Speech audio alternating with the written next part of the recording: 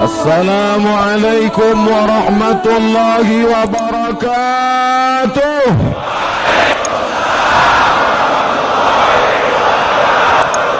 Belinya. Masalah kurban ini hampir tiap tahun masalahnya itu ke itu saja. Pertanyaan jamaah terkait masalah kurban, maka muzakarah alumni Al-Azhar seprovinsi Riau tahun 2011, tahun 2010-2011, hasil muzakarah itu jadilah 33 tanya jawab masalah kurban. Saya tidak bacakan satu persatu, kita bahas yang masalah-masalah saja yang menimbulkan problem di tengah masyarakat. Itu yang akan saya bahaskan insyaallah. Yang pertama adalah hukum berkurban. Satu ustaz ceramah mengatakan kurban itu wajib berkurban. Yang satu lagi mengatakan kurban sunat muakkad. Maka di buku ini disebutkan dua-dua. Yang pertama mengatakan kurban itu wajib, dalilnya dia katakan hadis Nabi sallallahu alaihi wasallam, man wajada sa'atan, siapa yang punya kelapangan rezeki, falam yudhi, tidak mau berkurban, fala yaqrabanna musallana, jangan dekat-dekat tempat solat kami. Itu ancaman keras.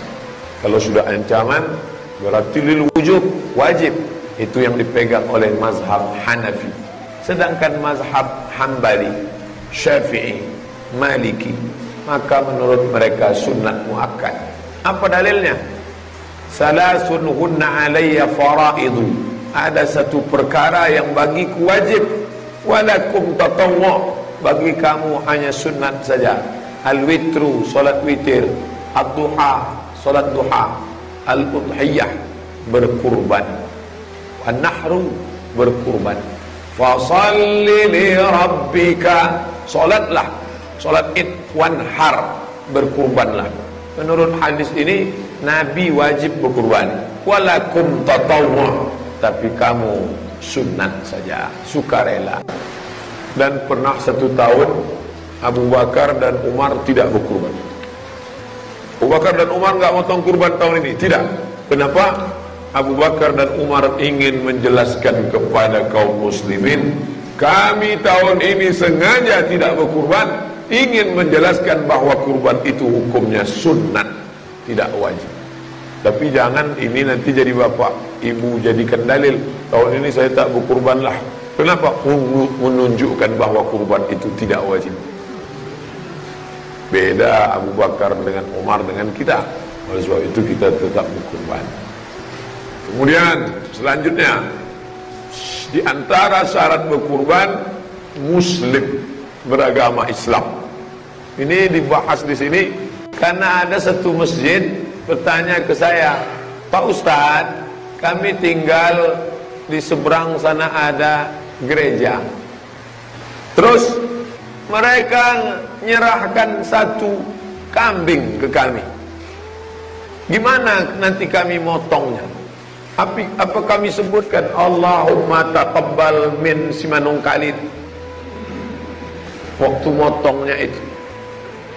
Maka saya sampaikan, syarat berkurban adalah salah satunya muslim. Muslim, merdeka, bukan budak, akil baligh, berakal dan mampu. Syaratnya muslim. Jadi kalau ada orang menyerahkan kurban ke kita, Pak, ini hewan kurban, pas ditanya non muslim, bagaimana caranya? Terima kurban itu, nanti waktu motongnya atas nama kaum muslimin. Misal datanglah non muslim ke sini, menyerahkan satu ekor sapi, Pak, ini satu sapi, gimana cara kita motongnya? Kami terima sapi ini dan kurban ini nanti disebut atas nama 7 orang, ketua, sekretaris, bendahara, seksi-seksi, masih 6. Siapa satu lagi? Ustadz Abdul Somad.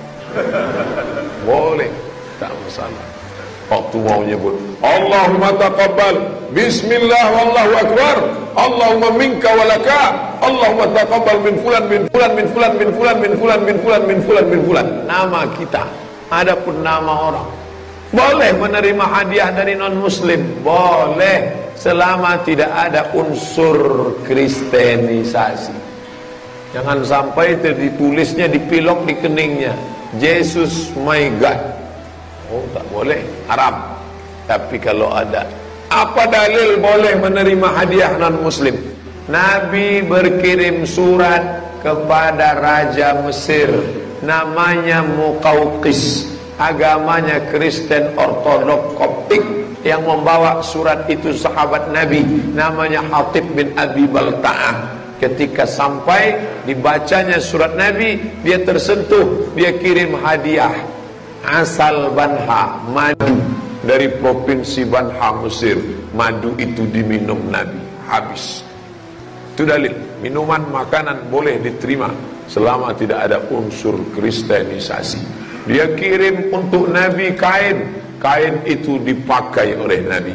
Dia kirim untuk Nabi ada bighal, bighal itu binatang lebih besar dari keledai, lebih kecil dari kuda, dipakai oleh Nabi. Maka kalau kita diberi hadiah kendaraan, pakai. Dikasih kain, pakai. Dikasih madu, minum. Kalau bapak ibu ada megang tidak mau, masih ada hari ini, bawa ke sini biar saya ambil. Tapi kalau ada unsur kristenisasinya, ada unsur agama, ritual, lakum dinukum waliyadin. Ini jelas. Yang dianggap mampu itu siapa?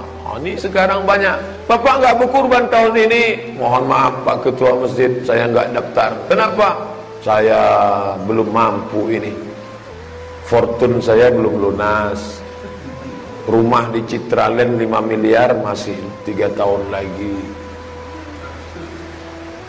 Orang merasa dia tak mampu karena dililit hutang, dan yang membuat hutang itu dia sendiri. Lalu menurut fikih, yang mampu itu siapa? Nih disebutkan, sanggup memenuhi kebutuhan diri selama 4 hari.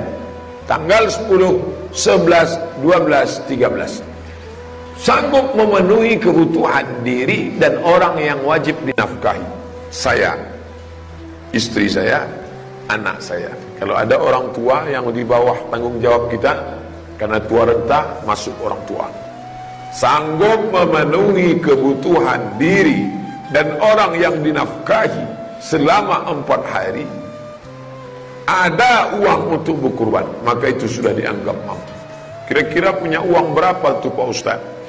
Diri, istri, anak, orang tua, makan 1 hari paling full 100.000 kali 4, 400.000 kali 4 hari, ada uang untuk kurban, maka orang itu sudah dianggap mampu, maka berkurbanlah, itu dianggap mampu. Begitu menurut mazhab Syafi'i. Dari mana itu Ustaz ambil? Nama kitabnya Al-Fiqhul Islami wa Adillatu, nama pengarangnya Syekh Wahbah Zuhaili, juz 4 halaman 2708. Kapan waktu penyembelihan? Waktu penyembelihan setelah terbit matahari, di agak-agak kira-kira matahari qaida ram'in, setinggi tombak. Setelah diukur matahari setinggi tombak itu 12 menit. Jadi matahari naik setinggi tombak 12 menit dari syuruk. Saya lihat di jam Batam matahari terbit jam 6:05, tambah 12 jam 6:05 tambah 12 jam 6:17, itu sudah boleh sholat sunat. Jadi waktu yang terlarang itu kapan Pak Ustaz? Waktu terlarang, waktu 2 tanduk setan, kornai setan, adalah dari sejak terbit matahari sampai matahari setinggi tombak. Setelah diukur menurut ilmu astronomi 12 menit, itu waktu terlarang. Kenapa disebut waktu tanduk setan? Ketika matahari naik dari permukaan bulat matahari selama 12 menit, datang setan menghampiri. tanduk setan, kornai setan. Tengok lambang red devil, tanduk setan 2. Maka lewatkan itu solat. Di agak-agak kira-kira cukup 2 rakaat dan cukup untuk motong kambing, membagi. Itu sudah boleh. Jadi kalau begitu, kalau ada orang motong jam 7.30, jam 6.30, tapi umumnya di tempat kita itu sholat id kalau di Pekanbaru jam 7.30. 7.30 setelah sholat id barulah dipotong. Misal tinggal di negeri non muslim, Papua, mana tahu ada saudara kita, dia mau berkurban sendirian, kapan dia baru boleh motong? Itu cara ngukurnya. Agak-agak matahari terbit, lewatkan 12 menit, agak-agak solat untuk 2 rakaat dan khutbah. Jadi kalau begitu jam 6.30 atau jam 7 sudah boleh. Habis solat subuh langsung motong, tidak disebut kurban. Sama macam zakat fitrah. Zakat fitrah kalau khatib sudah naik mimbar, dia serahkan, fa innaha shadaqatun minas shadaqat, hanya sedekah biasa saja. Begitu juga dengan kurban ini, kalau dia motongnya tidak menurut waktu tadi, tidak dianggap sebagai kurban. Ini penting, karena tahu kawan-kawan kita ada yang tinggal di negeri, pulau, tempat kerja, mau berkurban, potong sendiri, bisa. Kapan waktu penyembelihan finishnya? Tanggal 10. Tidak ada duit, tanggal 11, tanggal 12, tanggal 13, 4 hari. Ayyamut tasyrik zabhun, memotong pada hari-hari tasyrik itu juga dianggap sebagai memotong hewan kurban. Maka takbirnya pun sampai tanggal 13. Salat asar tanggal 13 masih bertakbir Allahu Akbar, Allahu Akbar, Allahu Akbar, la ilaha illallah, Allahu Akbar, Allahu Akbar, walillahil hamd, sampai tanggal 13. Kemarin Idul Fitri saya sholat zuhur, selesai sholat zuhur imamnya bertakbir Allahu Akbar, makmum sudah senggol-senggolan, lupa, disangkanya sholat Idul Adha. Idul Fitri setelah khatib naik mimbar tidak lagi ada takbir untuk id, adapun takbir untuk berzikir tidak dilarang. Selanjutnya ada hadis melarang tidak boleh motong malam. Bagaimana kalau siang sibuk, orang macet total, pulang sampai rumah jam 6 salat maghrib, besok gitu lagi, bagaimana ini? Boleh tidak motong malam? Datang ustaz membacakan hadis annahu naha 'anil zab'i bil lail, Nabi melarang motong di waktu malam. Ternyata setelah diteliti hadis ini, makanya jangan baca hadis, pahami sendiri, istimbat hukum sendiri. Kita belum sampai selevel imam mujtahid. Lalu yang dimaksud dilarang motong malam itu karena zaman dulu tidak ada lampu yang terang. Hari ini boleh pakai lampu sorot 200 watt. Zaman dulu bapak ibu tahu sendiri, pakai obor, silap-silap salah potong, dilepas talinya, lompat sapi, hilang, tak jumpa, gelap. Adapun di tempat kita tanah lapang, lalu kemudian lampu terang, orang ramai, maka kalau mau motong malam boleh, mana tahu terjadi.